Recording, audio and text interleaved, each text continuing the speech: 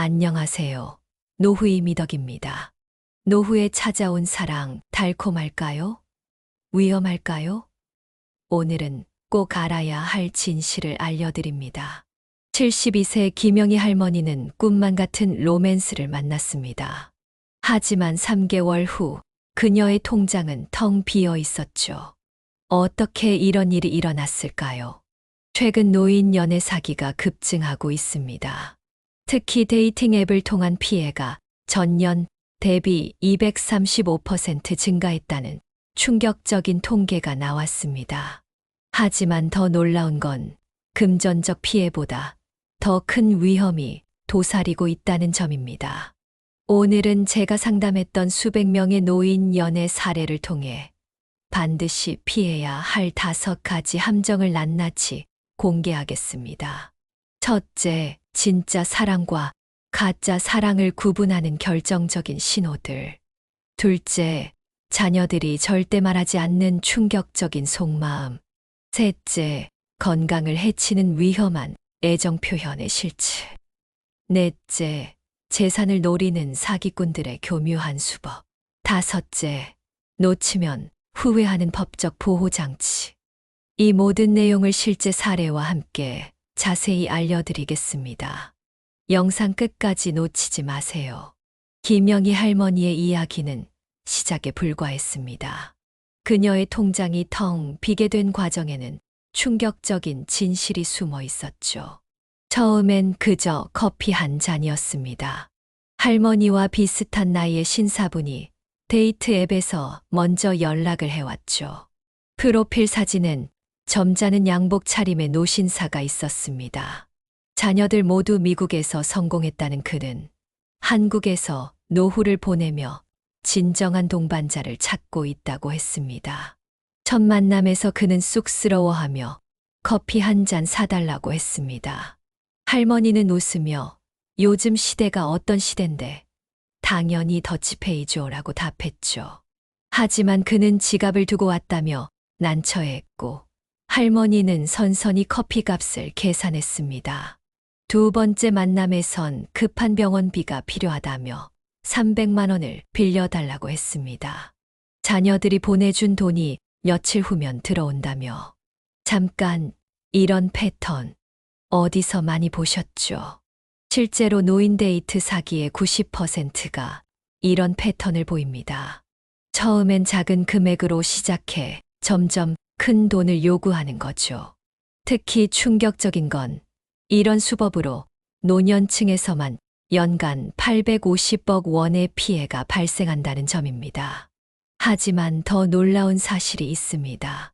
금전적 사기 이외에도 노후 연애에는 더 교묘하고 위험한 함정들이 도사리고 있었기 때문입니다. 65세 박정숙 씨의 사례를 보시죠. 그녀는 재산을 노리는 사기꾼을 만난 것은 아니었습니다. 오히려 경제적으로 넉넉한 파트너를 만났죠. 하지만 6개월 후 그녀는 극심한 우울증으로 정신과 치료를 받게 됩니다. 도대체 무슨 일이 있었던 걸까요? 박정숙 씨의 이야기를 들려드리기 전에 충격적인 통계 하나를 공개하겠습니다. 노인 우울증의 43%가 연애 관계에서 비롯된다는 사실 알고 계셨나요? 박정숙 씨는 처음엔 모든 것이 완벽해 보이는 파트너를 만났습니다. 의사 출신의 경제적으로도 여유로웠죠. 하지만 점차 그의 진면목이 드러나기 시작했습니다. 당신은 나이도 있으신데 왜 그렇게 꾸미고 다녀요? 이 나이에 친구들 만나서 뭐 하겠다고? 자녀들 만나는 것도 줄여야죠.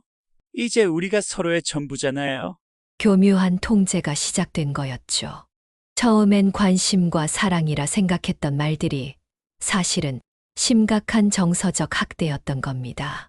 특히 충격적인 건 이런 통제가 자녀들과의 관계 단절로 이어진다는 점입니다. 실제로 노후 연애 후 자녀와의 관계가 악화되는 비율이 67%에 달한다고 합니다. 그렇다면 어떻게 해야 이런 위험에서 자신을 지킬 수 있을까요?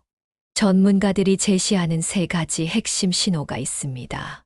첫째, 초기부터 과도한 애정 표현을 하는 경우. 둘째, 상대방의 인간관계를 제한하려는 시도.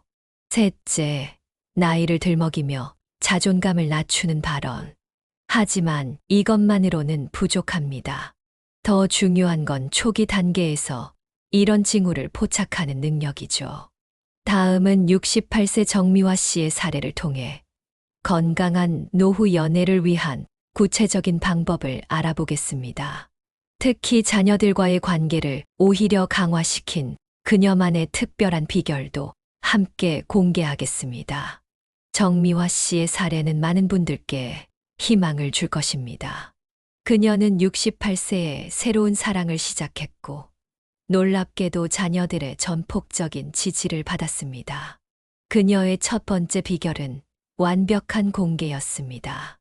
처음 그를 만났을 때부터 모든 것을 자녀들과 공유했어요. 좋은 점도 불안한 점도 모두요. 자녀들을 믿고 조언을 구했더니 오히려 아이들이 저희 든든한 지원군이 되어주더라고요. 특히 주목할 점은 자녀들과 함께한 첫 만남 자리였습니다. 정미화 씨는 연인을 가족 모임에 초대했고, 이는 큰 성공을 거뒀죠. 하지만 여기서 중요한 점이 있습니다. 전문가들은 이런 자리를 마련할 때 반드시 지켜야 할 세 가지 원칙을 강조합니다.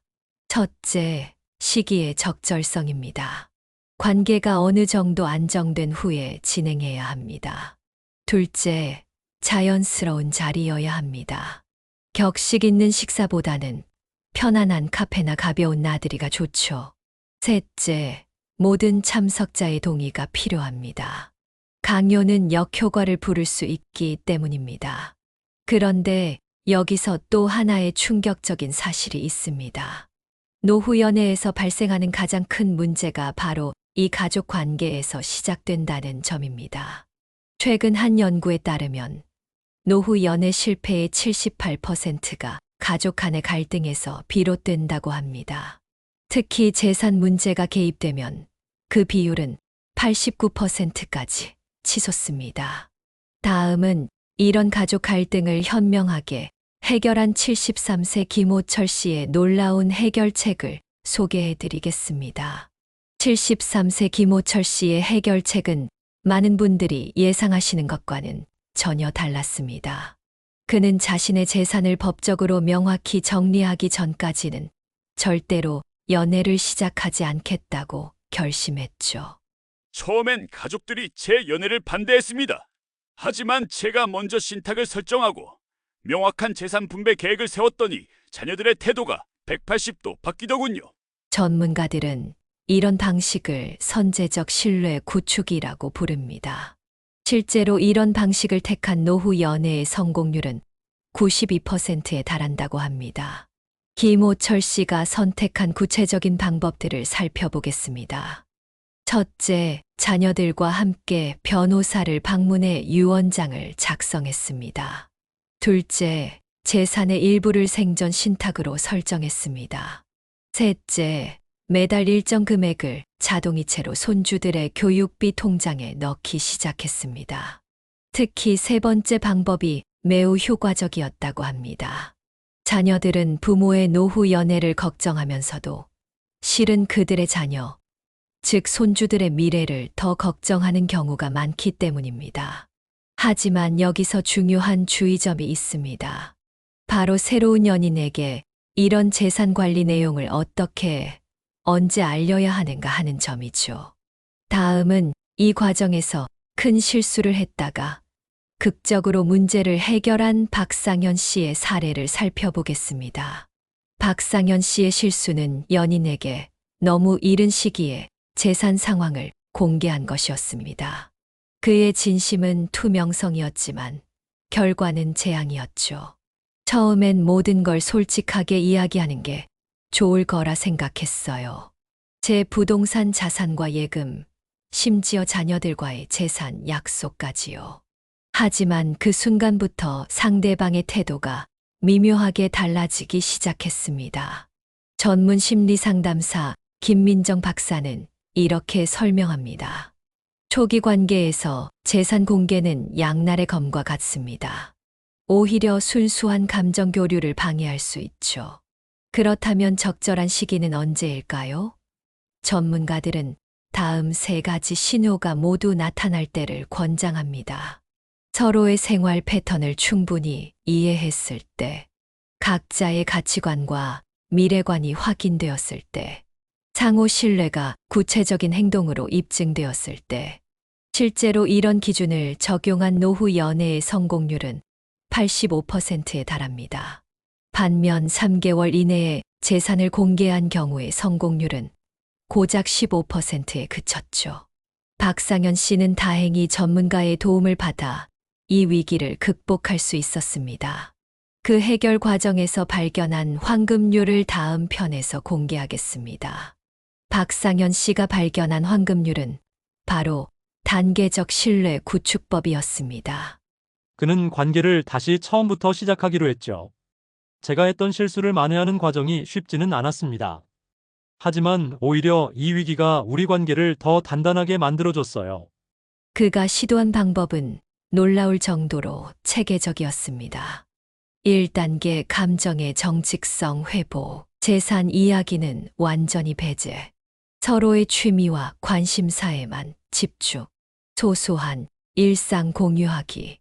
2단계 생활 양식의 이해, 각자의 하루 일과 공유, 식습관과 생활 패턴 관찰, 스트레스 해소 방법 공유. 3단계 가치관 확인, 노후에 대한 각자의 계획 논의, 가족 관계에 대한 생각 교환, 미래에 대한 구체적 그림 그리기. 특히 주목할 점은 이 과정에서 그가 발견한 레드라인 3가지입니다. 돈 문제로 먼저 이야기를 꺼내는 경우, 자신의 재산을 과시하려는 태도, 상대방의 경제력을 캐내려는 시도. 이런 신호들이 보이면 즉시 관계를 재검토해야 한다고 합니다. 앞서 살펴본 단계적 신뢰 구축법의 이 놀라운 효과를 보인 실제 사례를 소개하겠습니다. 77세 최영준 씨의 이야기입니다. 저는 재혼을 앞두고 있었어요. 하지만 첫 만남부터 상대방이 재산 문제를 꺼내더군요. 그때 이것이 큰 위험 신호라는 걸 알았습니다. 최영준 씨는 곧바로 관계를 정리했습니다. 그리고 6개월 후 지금의 파트너를 만났죠. 놀랍게도 1년이 지나도록 서로의 재산에 대해 전혀 이야기하지 않았다고 합니다. 전문가들은 이런 케이스를 이상적인 노후 연애 모델로 평가합니다. 실제로 재산 문제를 1년 이상 미룬 커플의 결혼 만족도는 평균 92점을 기록했습니다. 하지만 여기서 중요한 주의점이 있습니다. 재산 문제를 이야기하지 않는다는 것이 무조건 피한다는 의미는 아니라는 점입니다. 최영준 씨는 이렇게 조언합니다. 적절한 시기가 오면 오히려 명확하게 이야기해야 합니다. 저희는 결혼을 결심한 후에야 서로의 재산 상황을 공유했어요. 그때는 이미 서로에 대한 신뢰가 충분했기 때문에 아주 합리적인 대화가 가능했죠. 재산 문제를 현명하게 해결한 최영준 씨 부부의 구체적인 방법을 공개하겠습니다. 첫째, 서로의 통장을 완전히 분리했습니다. 생활비용은 각자의 연금에서 공평하게 부담하기로 약속했죠. 둘째, 각자의 주거 공간을 유지했습니다. 함께 살되 각자의 공간도 존중하자는 원칙이었죠. 셋째, 자녀들과 함께 공증인을 찾아갔습니다. 혹시 모를 불화나 오해를 방지하기 위해서였죠. 최영준 씨는 이렇게 말합니다. 모든 게 투명해지니 오히려 마음이 편해졌어요. 자녀들도 안심하고 우리도 행복해졌죠. 하지만 충격적인 사실이 있습니다. 이런 명확한 약속 없이 시작한 노후 결혼의 78%가 3년 내 이혼으로 이어진다는 점입니다. 특히 주목할 점은 숨겨진 재산의 문제입니다. 한 파트너가 재산을 숨기고 있다가 나중에 발각되면 그 관계는 99% 파탄에 이른다고 합니다. 다음은 이런 위기를 슬기롭게 극복한 박명자 씨의 특별한 해결책을 소개하겠습니다. 마지막으로 박명자 씨의 해결책이 주목받는 이유를 살펴보겠습니다. 처음엔 모든 게 끝났다고 생각했어요. 남편이 숨겨둔 빚이 발각됐거든요. 하지만 이 위기를 극복하는 과정에서 오히려 우리 관계가 더 단단해졌습니다.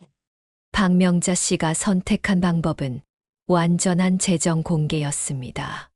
양가 자녀들이 참석한 자리에서 모든 자산과 부채를 공개했고 월별 수입과 지출 계획까지 함께 논의했죠. 놀랍게도 이런 극단적 투명성이 효과를 발휘했습니다. 자녀들도 적극적으로 해결책을 제시했고 결국 부부의 신뢰도 회복될 수 있었습니다.